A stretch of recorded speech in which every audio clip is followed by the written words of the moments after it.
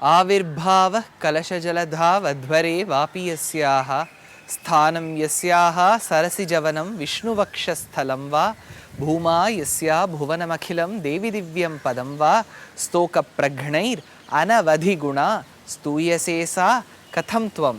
This is a beautiful verse that describes from those places where Sri Mahalakshmi has had her birth.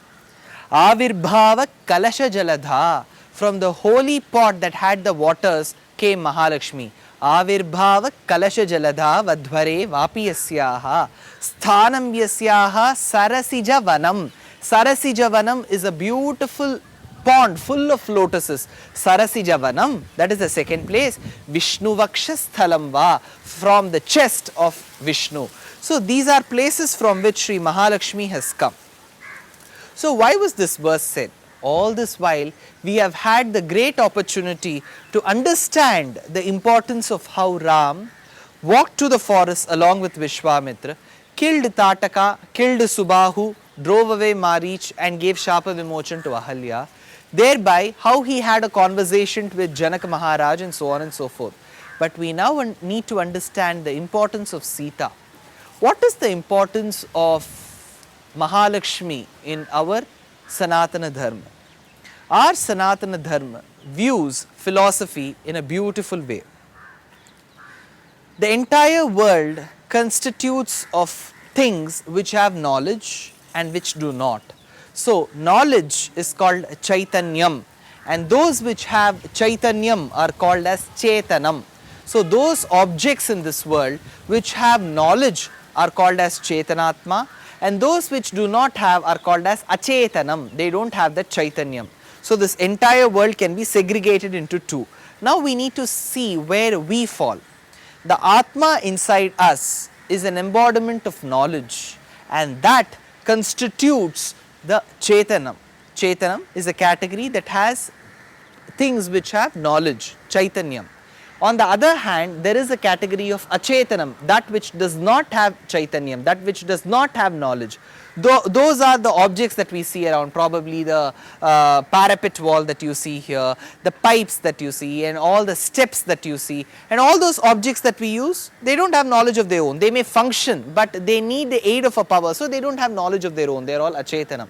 When we come to our body itself, the body does not have a knowledge of its own. It operates only when this Chetanatma, only when this Atma is inside. So, the embodiment of knowledge which is Chaitanyam, which is Chetanam, is the Atma which is inside, and the tool which it uses, the body, has no knowledge. So, this is Achetanam. So, there is a group which is Chetanam, there is a group which is Achetanam, that which has knowledge, that which doesn't have knowledge. This is sentient, that is insentient. So, these two groups, the groups of Chetanam and Achetanam, are controlled by one entity which is called as Bhagavan or Ishvaraha. Now we need to understand the word Bhagavan. What does this word denote? Bhagavan, the word in Sanskrit, denotes that particular person who has 6 major attributes. These are the attributes that have been regarded as Jnana, Bala, Aishwarya, Virya, Shakti, Tejas. So these are the 6 primary attributes we talk about, the 6 primary gunas: Jnana Bala, Aishwarya Virya, Shakti Tejas. So the person who has all these 6 attributes is called as Bhaga Itirinam Bhagavan. Hence he is called as Bhagavan. There is only one Bhagavan according to our Sanatana Dharma, which says Lord Srimad Narayan, who is also called Ram, who is also called Krishna, is the one and the only Bhagavan. So, we see the Achetanam and Chetanam which is controlled by the Ishvaraha, who is Bhagavan, Srimad Narayan, and when we speak of that one, he exists, coexists along with his wife. That is, the one who gives him the energy to perform, or who is a repository of all virtues and values, and who is the embodiment of all great auspicious attributes like Karuna, Vatsalyam, Madhuryam, Audaryam, Gambhiryam, so on and so forth. She is Mahalakshmi. That is why the most important hymn of Vedas is called as Shri Suktam, which says Hiranyavarnam Harinim Suvarna Rajatasrajam Chandram Hiranmayim Lakshmim Jatavedo Ma Avaha tam ava ajata vedo lakshmim anapagaminim yasyam hiranyam vindeyam kamashvam purushanaham ashvapurvam rathamadvyam hastinada prabodinim shriyam devi mubahvaye shrirma devi jushatam kam soshmitam hiranya prakaram adram jwalantim triptam tarpayantim padme sthitam padmavarnam tamiho pahvaye shriyam. So on and so forth, these words or these vakyas of Vedas describe the importance of Mahalakshmi as the one who is golden hued in color, Hiranyavarnam, one who is golden hued in color, one who is the Prathamam, the first of all auspiciousness in this world. So Mahalakshmi is regarded as the consort of the Lord. At the same time, she is regarded as a mother of this universe. She is also regarded as the all compassionate, all merciful mother. Now, why do I have to bring the importance of Mahalakshmi here? When the Lord has incarnated as Ram, the goddess has incarnated as Sita. Now you may ask, where do I have a reference for this? In Vishnu Puran, Parashar Maharishi states this very beautifully to his student Maitreya. He says, hey Maitreya, listen to me. Nityaivesha Jaganmata Vishnor Shri Ranapayini Devatve Devadeheyam Manushyatve Cha Manushi Raghavatve Abhavat Sita Rukmini Krishna Janmini Nityaivesha Jaganmata, the mother of this entire universe, Vishnor Shri Ranapayini, she is never ever separated from Vishnu. Devatve Devadeheyam, if he is born as Dev, she is born as Devi. Devatve Devadeheyam Manushyatve Cha Manushi, if he is born as a Manushya, a human being, she is also born as one. Raghavatve Abhavat Sita, if he is born as Raghav, if he is born as Ram, Abhavat Sita, she is born as Sita. Rukmini Krishna Janmini, she is born as Rukmini if he is Krishna. So if the Lord has incarnated as Ram, it's time for the mother of this entire universe to be incarnated as Sita. So Janak was a great king. Though he was endowed with all the riches, a very learned person, he thought he should be blessed with a girl child. And so he requested the rishis that they perform a Putra Kameshti Yajna, like how Dasharath performed. So he performed a great Putra Kameshti Yajna by inviting the greatest of the great sages, and they all performed. At the end of it, the rishi said, hey Janak, to see the fruit of the sacrifice, you may need to plow the land. So he started plowing the land. While he was plowing that particular land, at a certain spot, the hull, which is the plow, was caught. It couldn't move further. It sounded as if it was hitting on the opening of a certain box. So Janak Maharaj, he said, oh you army men, come and start digging the place and let's see what caught the plow.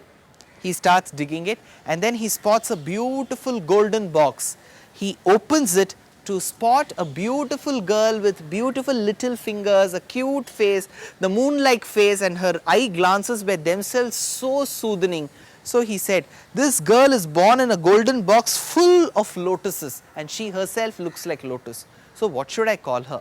The person who was standing next to him, the family priest, he said, since she was born on the touching upon by the tip of the plow, which is called as Sita, she should be called Sita.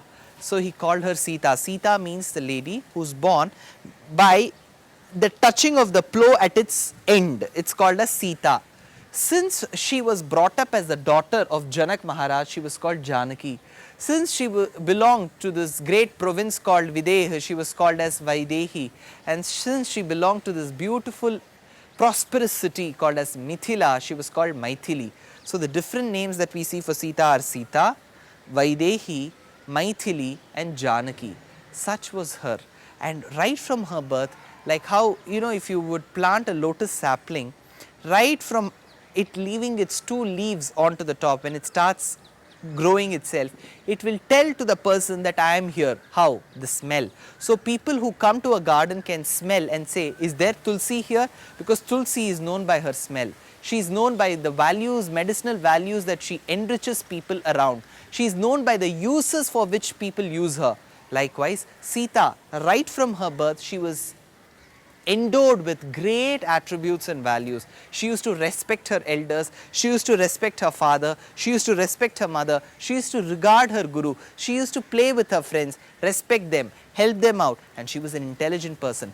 So she was all the more an all-rounder, and she was regarded and respected by one and all. And when I'm talking of a Sita who did all of this, she's not a 30-year-old Sita or a 40-year-old Sita, she's a 6-year-old girl. So what comes as a moral to people who are watching this is, age probably has nothing to do with devotion. Age has nothing to do with inculcating good values and virtues. So there is no age for a parent to tell, let her not learn about honesty, let my son not learn about sincerity now. There is still time for it, never. Things like honesty, virtues like sincerity, humility, all of it should be cultured and nurtured at a very young age, because whatever is learnt at the young age can always be glanced through at a later stage, instead of actually trying to grasp at a later stage where your senses and your body can never cooperate to. So Sita was brought up as a very mature and as a very, very learned girl, a girl with great attributes by her father Janak.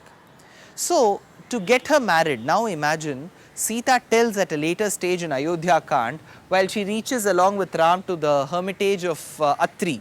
So she tells Atri's wife Anasuya, hey Anasuya Devi, you did not come to our marriage, you are old.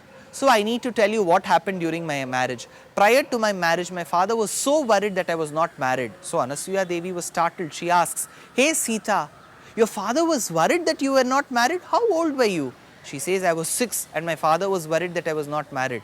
So in those days, getting married early was probably the custom. But what we need to appreciate is people at a young age themselves had maturity. So to a successful marriage, probably all that which is required is not about the age or the riches and the education that you have. Above all, it's the maturity, is the tendency with which you can actually gel with your partner. And Sita probably had it at a young age, and so it was a custom in those days to get married early.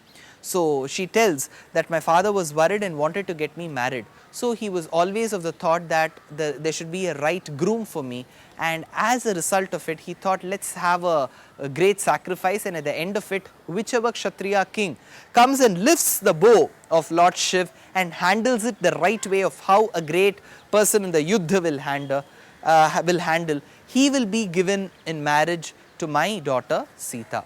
So he had this great Dhanush called as Shiva Dhanush. Now let's see what the history of Shiva Dhanush was in the next episode. Until then, let's keep waiting to enjoy this Ramayana from now on with Sita, just not Ram, along with Sita. Sitaya's Charitam Mahatu by the words of Valmiki. With these words, let's wait for the next episode. Thank you.